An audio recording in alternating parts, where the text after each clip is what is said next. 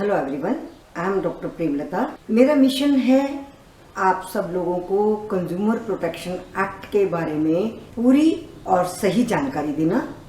Consumer courts कैसे काम करते हैं, किस किस तरह के केसेस कंज्यूमर कोर्ट सुन सकता है, आपको कंज्यूमर कोर्ट से क्या राहत मिल सकती है और खरीदारी करते समय आपको किन किन बातों का ध्यान रखना चाहिए। हमारे इस वीडियो में दी गई जानकारी के अलावा भी आपको कोई जानकारी चाहिए तो आप YouTube के कमेंट बॉक्स में अपने कमेंट्स और अपने प्रश्न लिख सकते हैं।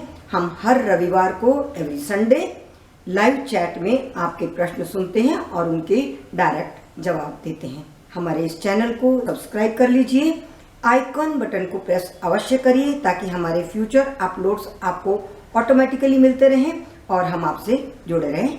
Thank you very much. Consumer awakening mission में आपका स्वागत है।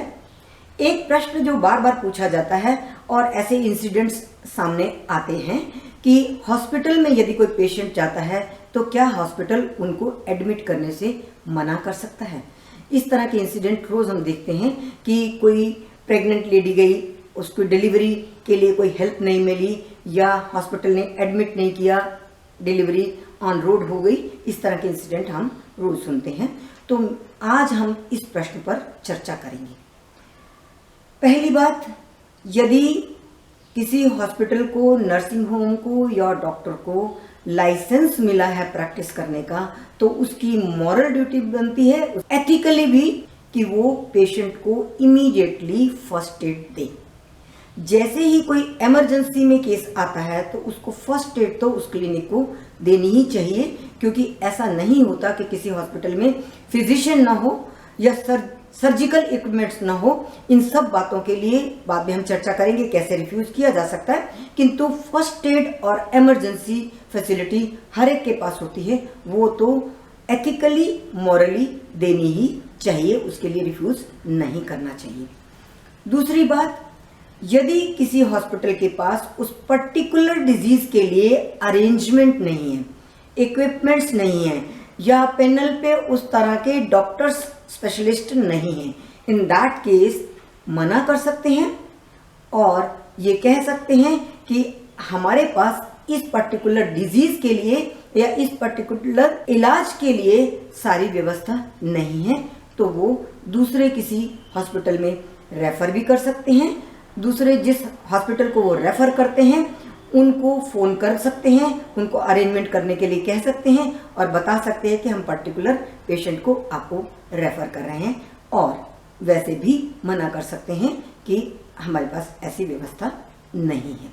मान लीजिए आप एक नॉर्मल किसी क्लिनिक में जाते हैं और आपका पेशेंट कैंसर पेशेंट है या आपका न्यूरोलॉजी से संबंधित कोई केस है और न्यूरोलॉजी का स्पेशलिस्ट उस हॉस्पिटल में नहीं है, तो वाजिब होता है कि वो उसको मना ही कर दे, बजाय इसके कि आपके पास अरेंजमेंट तो नहीं है और आप एडमिट कर लें और फिर उस पर बिल बना दें, 1-2 दिन रख लें और 2-3 दिन बाद आप उसको छोड़ दें। ये नहीं होना चाहिए और तब रेफरेंस दें, ये भी नहीं होना चाहिए। यदि आपको रेफर करना है, आप समझ रहे हैं कि डिजीज के लिए आपके पास कोई अरेंजमेंट नहीं है, तो आप तुरंत भी उसे भेज सकते हैं। तीसरा, आपके पास बेड्स नहीं है और उस पर्टिकुलर टाइम पे अगर इमरजेंसी है, डॉक्टर नहीं बुलाया जा सकता, तो ऐसी स्थिति में भी आप मना कर सकते हैं।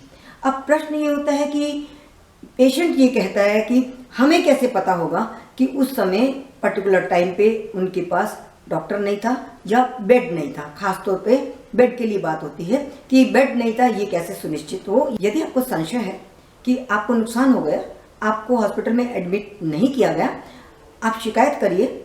आप मेडिकल एसोसिएशन में शिकायत कर सकते हैं और आप कोर्ट में भी जा सकते हैं। अगर आप आश्वस्त हैं कि वास्तव में आपको गलत ही मना किया गया और आपको नुकसान हुआ, तो कंज्यूमर कोर्ट भी उस समय का पूरा रिकॉर्ड मंगा लेगा कि उस पर्टिकुलर टाइम में उनके पास कितने बेड अवेलेबल थे, क्या इक्विपमेंट था और उनके पैनल पे कौन कौन से डॉक्टर हैं, तो सारी बात सामने आ जाएगी। हम अब आपको सुप्रीम कोर्ट के एक ऑर्डर की बात भी बताएंगे ताकि आपका ये भ्रम दूर हो कि किन किन परिस्थितियों में क्लिनिक्स, हॉस्पिटल्स या डॉक्टर्स आपको एडमिट करने में या आपका ट्रीटमेंट देने से मना कर सकते हैं।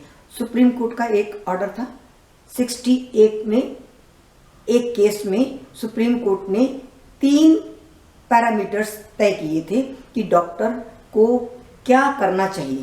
पहली बात, डॉक्टर को ये देखना चाहिए कि जो पेशेंट उनके पास आया है उसको एडमिट करना है या नहीं करना है। तो एडमिट करने के लिए जो क्राइटेरिया मैंने आपको बताया उसको ध्यान में रख लीजिए। एडमिट करने के बाद उसको सबसे पहले ये देखना है कि उसने क्या डायग्नोज किया है, उसकी पहचान क्या की है और उस पहचान के अकॉर्डिंगली उसने इलाज करना है। तीसरी बात, जो उसने पहचान की थी क्या उसका इलाज उसी के साथ मैचिंग है, वही इलाज किया है जो उसका डायग्नोज था या डायग्नोज से अलग कुछ कर दिया है। ये 3 चीजें डॉक्टर को करनी है।